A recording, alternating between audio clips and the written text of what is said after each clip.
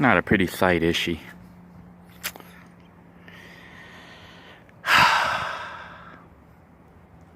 Those of you who have been with me from the very beginning,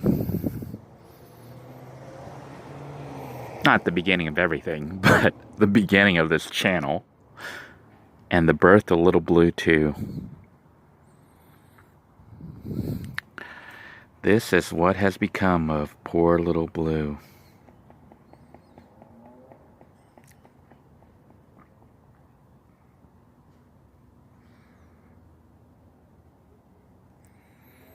She's currently being dismantled to pull components, building materials, and whatnot to convert rusty iron van into a full-time living vehicle.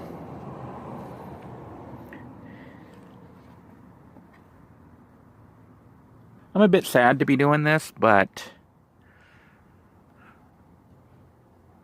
I need to have a vehicle that I can drive and sleep in.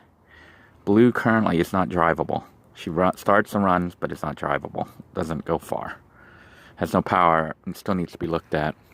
I was going to tow her into a mechanic shop to have her looked at, but because of the sudden notice that I was losing my job, that plan is on hold right now. Plan to still have Blue checked out to see what's going on, but I gotta wait until I can get myself resituated. In the meantime, I've been pulling components to go inside of Rusty Iron Van here. So Rusty Iron Van is starting to look more and more like Lil Blue II, just smaller. If you're looking at Rusty Iron Van as I drive around, you say, man, that looks a lot like Blue. It is, because parts of Blue are being pulled into here and being repurposed. I'm actually going to have to cut some parts to make them fit, because this vehicle is shorter. That means Blue will not be coming back into this configuration. If, by some miracle, I manage to get Lil Blue II running again and drivable and functional, this is actually a better vehicle to live in, because this Grand Caravan is approximately, I think, 18 to 24 inches longer than the Voyager, which is Rusty Iron Van. Rusty Iron Van is the same length as a regular Caravan. So the Grand Caravan, I think, has the same width, but the depth, you know, how long it is, you get an extra 18 inches or so, or more. Doesn't seem like a lot, but that's that whole back kitchenette area, and also an extended window area right there. You can see I had problems installing the drawer system into Rusty Iron Van because it was shorter. The curvature of the roof made it so I couldn't fit things in. I didn't have that side storage right there and a clothes hanging closet right there. So I had to give all that up, as well as the back kitchenette. But it does show that even with a tiny little regular minivan, like a Caravan or Voyager, you can convert it into a full-blown miniature stealth RV, which we're getting ready to do. So I'm going to be pulling this wood and measuring it, remeasuring it, and cutting it to fit inside Rusty Iron Van. Stay tuned for the birth of Rusty Iron Van Stealth RV Minivan Camper.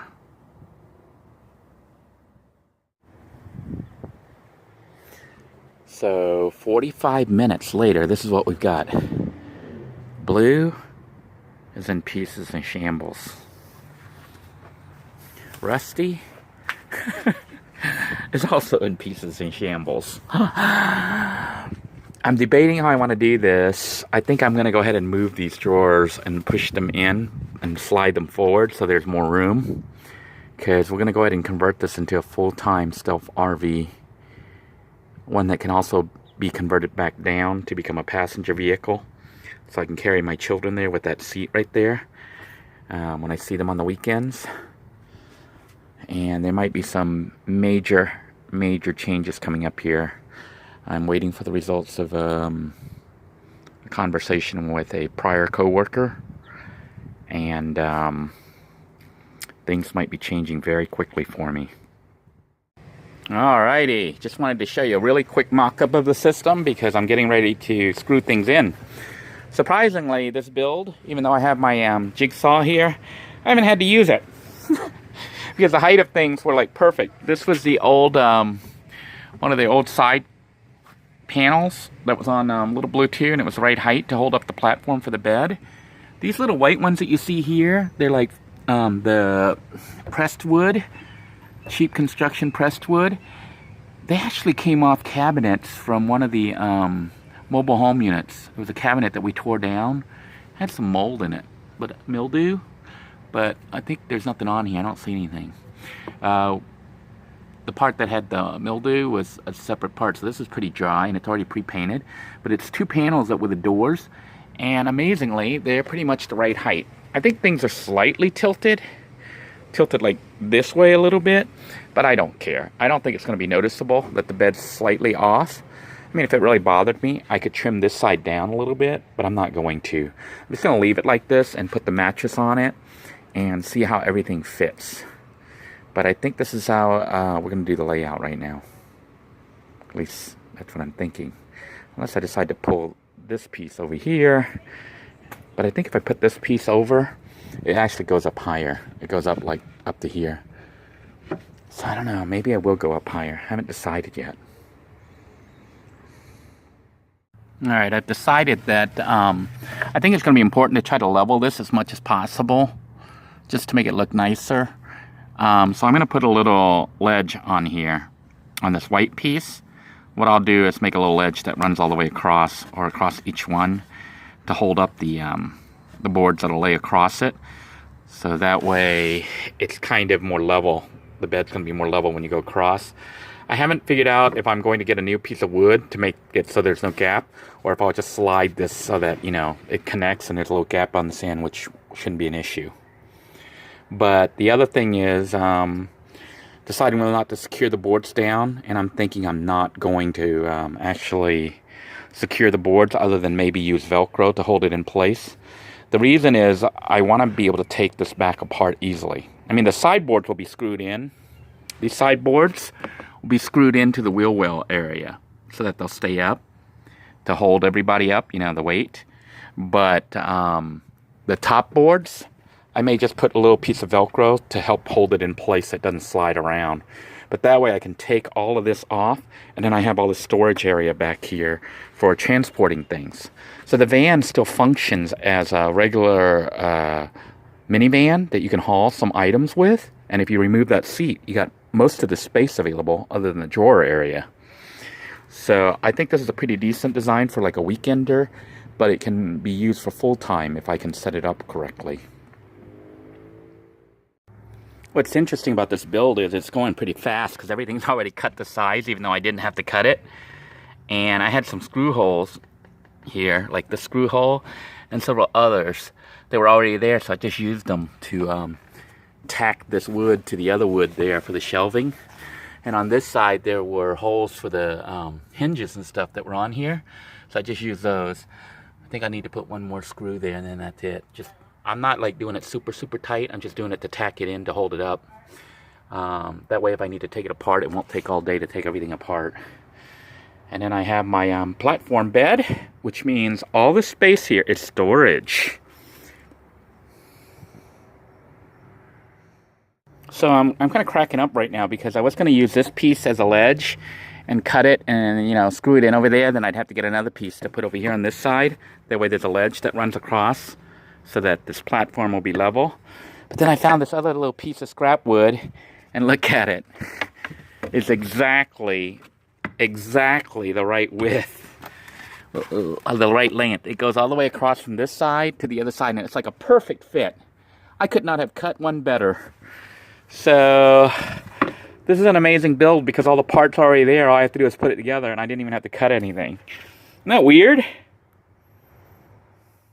To help me with assembly of this piece, what I did was I pre-drilled some holes here very close to the edge where I'm going to be laying the piece down and screwing it in. I wanted to make sure that I had the holes pre-drilled so that the wood doesn't split when I screw it in. We're just going to screw it down like this and give it a little ledge to lay the platform across from this side to this side, and the bed's like done. This is a very fast build. Alright, here then is our finished bed platform. We have a little gap here of about 3 or 4 inches that can be extended out, or we might not even need to. This was because this came from Lil Blue II. That's actually how big the platform was in Lil Blue II. It kind of laid out like this.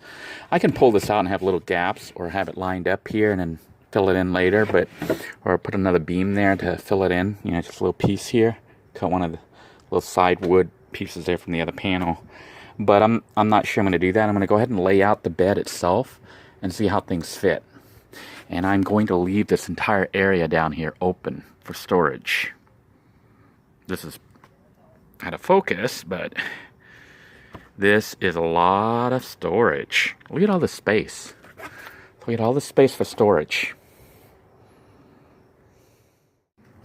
I was starting to think that for the first time during a build that it was going without a hitch, but evidently this part right here extends out too far for the seat to go up. Like when I fold the seat up, when I try to have the seat up, it hits right here. And even when I tuck it in here, it's still hitting and the seat won't go up all the way. And it's critical that I have this functioning as a regular seat, so when I get my children on the weekend, they can ride with me. So this van still has to function like a regular passenger vehicle, so these seats must work. So all I'm going to do is really just cut here, get my jigsaw and just cut through here. I might go ahead and put another hole and shift this down and just cut a little space. Just enough space for the seat to flip up is all I need to do. And that's what I am going to do. Well, this certainly isn't the best cutting in the world. But I'd say it's a pretty good cut. Look at the diagonal, almost a perfect angle on this side. And I did the same on the other side. The thing is, I know you can't see it here, but it is like pitch black out here. It's already dark, so I'm going to have to wrap up the filming here. But I did the side too. And all the cuts were done in the dark. Gonna have to clean all this up, but I figured, oh well, what the heck, I cut one side, might as well cut the other side, even though this side was actually coming out here. But I figured I'll cut that, and then maybe as I get a chance, I need to sand that down, so it's got a smoother curve so people don't cut themselves on it, or you know, get jabbed with it. But this will allow the seat to be used like a normal seat, and I can carry my kids when I have them on the weekends. And you can see it's starting to look a lot like Lil Blue II did.